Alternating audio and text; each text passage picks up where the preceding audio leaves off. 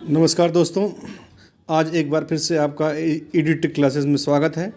आज हम लेकर आए हैं हाई स्कूल बोर्ड परीक्षा जो होने वाली है, उसमें हाई स्कूल के हिंदी विषय के जो महत्वपूर्ण प्रश्न हैं जो उसका अनसॉल्व लेकर आए हैं। आप सभी इस अनसॉल्व को जरूर सॉल्व करें और अधिक से अधिक शेयर करें, ठीक है। तो सर्वप्रथम आप देखिएगा कि समय हमारा 3 घंटे 15 मिनट का होता है। 15 मिनट स्टार्टिंग के प्रश्न पत्र पढ़ने के लिए होते हैं। हमने आपको पहले भी कहा था कि प्रश्न पत्रों को एक बार पूरा शुरू से लेकर अंतिम तक अवश्य पढ़ लें। उसके बाद जो आपको सबसे अच्छा आता है, जो आपको सबसे अधिक याद है, जिसको आप आसानी से लिख सकते हैं, सर्वप्रथम उसको लिखें। और हाँ, प्रश्न उत्तरों को लिखने से पूर्व सर्वप्रथम उस प्रश्न का प्रश्नोत्तर क्रमांक डालें, उसके पश्चात जो है उसके बारे में लिखें। और हाँ, हेडिंग का विशेष ध्यान रखें, हेडिंग डालें और साफ सुंदर और स्वच्छ लिखें। तो देखिएगा हमारा जो सर्वप्रथम प्रश्न है, और प्रश्न में निम्नलिखित में से कोई एक कथन सही है, उसे पहचान कर लिखिए। अब इसमें 4 ऑप्शन हैं, इनमें से कौन कौन सा सही है वो आप देखिएगा। 1 नंबर का है हमारा हिंदी जो है 70 नंबर का आता है और 30 नंबर का प्रैक्टिकल होता है। प्रश्न नंबर 1 के खा का जो बहुविकल्पी है विकल्प आता है, बहुविकल्पी में दूसरा प्रश्न है रस मीमांसा किसकी आलोचना कृति है। तीसरा गा है निम्नलिखित में से किसी एक रचना की लेखक का नाम लिखिए, ठीक है। इसमें 4 ऑप्शन है, अथाह सागर, अर्धनारीश्वर, मेरी असफलताएं, लहरों के राजहंस। घा है बहुविकल्पी का घा है गेहूं और गुलाब किसकी रचना है। 4 विकल्प हैं, जो सही हो उसको उत्तर पुस्तिका में लिखें। त्यागपत्र किस विधा की रचना है, ठीक है। उसके बाद अगला हमारा आता है प्रश्न उत्तर नंबर 2, जो 2 नंबर का है। इसमें का, खा और गा 3 हैं। का में का वाला प्रश्न है रीति मुक्त धारा की किन्हीं 2 कवियों के नाम लिखिए, ठीक है। उसके बाद खंड प्रश्नोत्तर 2 के खा का है छायावाद की 2 प्रवृत्तियों का उल्लेख कीजिए। गा प्रश्न है उत्तरायण कृति के रचनाकार का नाम लिखिए, ठीक है। तो आप सर्वप्रथम हमने पहले भी कहा है कि इन उत्तरों को लिखने से पहले प्रश्नोत्तर क्रमांक 2 के का, खा, गा जो भी हो आप लिखें। अब इसके बाद है प्रश्नोत्तर नंबर 3, निम्नलिखित गद्यांशों में से किसी एक के नीचे दिए गए प्रश्नों के उत्तर दीजिए। और टोटल ये 6 नंबर के होते हैं। गद्यांश दिया हुआ है, इसमें गद्यांश में खंड का है, का में गद्य है, उसको एक बार आप पूरा जरूर पढ़ें। पढ़ने के बाद आप देखेंगे उपर्युक्त, अब इसमें जो प्रश्न आता है क्या है, देखिए उपर्युक्त गद्यांश का संदर्भ लिखिए। संदर्भ लिखना अत्यंत आसान है, एक बार गद्यांश को पढ़ें और उसके बाद उसका संदर्भ लिखें। फिर रेखांकित अंशों की व्याख्या कीजिए, जो अंडरलाइन है उसकी व्याख्या कीजिए। फिर तीसरा है उपर्युक्त गद्यांश में भारत की बोलियों एवं संप्रदायों के संबंध में लेखक द्वारा क्या बताया गया है, ठीक है। तो इसके बाद इसमें का में अथवा करके दिया हुआ है, पहले पहाड़ काटकर उसे खोखला कर दिया गया, ठीक है। ये एक गद्य ये भी दिया हुआ है। जो इन दोनों गद्य में आपको अच्छे से आता हो उनके उत्तर लिखें। इसके बाद है प्रश्न नंबर 4, प्रश्नोत्तर क्रमांक 4 है निम्नलिखित पद्यांशों में से किसी एक की संदर्भ व्याख्या कीजिए तथा काव्य सौंदर्य स्पष्ट कीजिए। इसमें ये 6 नंबर का होता है।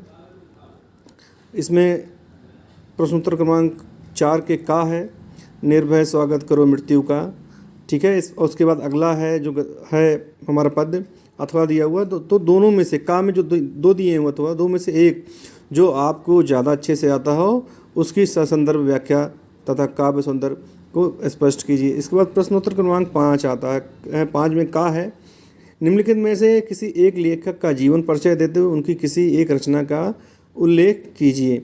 इसमें 3 लेखक दिए हैं, आचार्य रामचंद्र शुक्ल, डॉक्टर भगवत शरण उपाध्याय जी, जयशंकर प्रसाद जी। इनका जीवन परिचय जो 2 नंबर का है और इनकी जो रचना है वो 1 नंबर की है। तो ध्यान से देखिएगा, जब भी आप इनका जीवन परिचय दें तो लास्ट में हेडिंग डालें इनकी रचना लिखते हुए कि आज जो इन तीनों में से जिसका भी लिखें। जैसे आप आचार्य रामचंद्र शुक्ल लिख रहे हैं तो लिखेंगे आचार्य रामचंद्र शुक्ल की प्रमुख कृतियाँ और उसमें उसका नाम लिख देंगे। अब प्रश्नोत्तर क्रमांक 5 के खा है निम्नलिखित कवियों में से किसी एक कवि का जीवन परिचय दीजिए तथा उनकी किसी एक रचना का नाम लिखिए। तो कवियों के जीवन परिचय ये भी 3 नंबर का है, 2 नंबर का उनका जीवन परिचय, 1 नंबर उनकी जो प्रमुख कृतियाँ उसके नाम है। इसमें 3 है, मैथिली शरण गुप्त जी हैं, महादेवी वर्मा जी हैं, सूरदास जी हैं। ये बहुत ही महत्वपूर्ण है, इनको आप जरूर याद कर लीजिएगा, ये प्रश्न हो सकता है कि बोर्ड परीक्षा में आ जाए। इसके बाद प्रश्नोत्तर क्रमांक 6 है, निम्नलिखित में से किसी एक का सशस्त्र हिंदी में अनुवाद कीजिए, जो ये भी 4 नंबर का है, संस्कृत में है, अथवा भी दिया हुआ है, अथवा करके है, ठीक है। इन दोनों में से संस्कृत का जो भी आपको अच्छे से जिसकी आप सशस्त्र व्याख्या कर सकते हो वो लिखिएगा, ठीक है। प्रश्न उत्तर क्रमांक 7 है, 7 में का अपने पाठ्य पुस्तक से कंठस्थ किया हुआ कोई एक श्लोक लिखिए जो प्रश्न पत्र में ना आया हो। कोई एक श्लोक जो आपकी किताब से जो इस पूरी प्रश्न पत्र में पूछा ना गया हो, कोई एक श्लोक आप लिखें और 2 नंबर पाएँ। और हाँ, श्लोक लिखें एकदम स्वच्छ साफ सुंदर लिखें। अब प्रश्नोत्तर क्रमांक 7 का खा है, निम्नलिखित प्रश्नों में से किन्हीं 2 प्रश्नों के उत्तर संस्कृत में दीजिए, 1-1 नंबर का है। इसमें 5 रहते हैं, अब 5 में से किन्हीं 2 का उत्तर आपको देना है। प्रश्नोत्तर क्रमांक 8 में का खा गा है, तीनों 2-2 नंबर का है, ठीक है। इसमें पहले वाले में करुण अथवा हास्य रस का स्थायी भाव परिभाषा दीजिए। दोनों में से कोई एक, उपमा अथवा रूपक अलंकार, इनमें से भी कोई एक का उदाहरण देते हुए समझाइए। सोठा और रोला छंद की परिभाषा देते हुए उदाहरण संत, दोनों में अथवा लिखा है मतलब दोनों में से एक कोई जो आपको अच्छे से आता हो। इसके बाद प्रश्नोत्तर क्रमांक 9 का है, क्या इसमें निम्नलिखित उपसर्गों में से किन्हीं 3 के मेल से एक एक शब्द बनाइए। 4 है, आपको कुल 6 दिया हुआ है। निम्नलिखित में से किन्हीं 3 के मेल से एक एक शब्द बनाइए, ठीक। अब इसके बाद है का हो गया, उपसर्गों का है। फिर खा में है, प्रत्यय दिया होता है, किन्हीं 2 प्रत्ययों के प्रयोग से एक शब्द बनाइए, 2 नंबर का है। गा है, किन्हीं 2 का समास विग्रह कीजिए तथा समास का नाम बताइए। 2 4 है तो 4 में से किन्हीं 2 का जो आपको अच्छे से आता हो कर दीजिएगा। घा है, निम्नलिखित में से किन्हीं 2 शब्दों के तत्सम रूप लिखिए। फिर अंगा है, किन्हीं 2 शब्दों के पर्यायवाची लिखिए जो आपको आता हो, कमल फूल जंगल जो भी आता हो आसानी से, हाँ जो आपको अच्छे से आता हो उसी को लिखिएगा। अब प्रश्नोत्तर क्रमांक 10 का है, निम्नलिखित शब्दों में से किन्हीं 2 का संधि विच्छेद कीजिए और संधि का नाम लिखिए, ठीक है। ये भी 2 नंबर का है। खा है, निम्नलिखित शब्दों की चतुर्थी विभक्ति एवं द्विवचन का रूप लिखिए, ये भी 2 नंबर का है। फिर गा है, निम्नलिखित शब्दों में से किन्हीं एक का धातु लकार पुरुष तथा वचन का उल्लेख कीजिए, 3 दिया है, किन्हीं 2 का करें। फिर घा है, निम्नलिखित में से किन्हीं 2 का वाक्यों का संस्कृत में अनुवाद कीजिए, इसमें भी आपको 5 रहेगा, 5 में से किन्हीं 2 का संस्कृत में अनुवाद करना रहेगा। प्रश्नोत्तर क्रमांक 11 आ जाता है। इसके बाद निम्नलिखित विषयों में से किसी एक विषय पर निबंध लिखिए। निबंध बहुत आसान होता है। निबंध में पहला स्वास्थ्य एवं शिक्षा, पर्यावरण प्रदूषण, वन महोत्सव, साहित्य और समाज। तो निबंध लिखने से पहले आपको प्रस्तावना से लेकर अंतिम में उपसंहार तक लिखना है और कोशिश करिएगा कम से कम 500 शब्दों का हो और स्वच्छ सुंदर हो। अगर इसके बाद आता है प्रश्नोत्तर क्रमांक 12, अपने पठित खंडकाव्य के आधार पर निम्नलिखित प्रश्नों में से किसी एक का उत्तर दीजिए। इसमें किसी एक का उत्तर लिखना है, 3 नंबर का होता है। का, खा, गा, घा से लेके और अंगा तक है, ठीक है।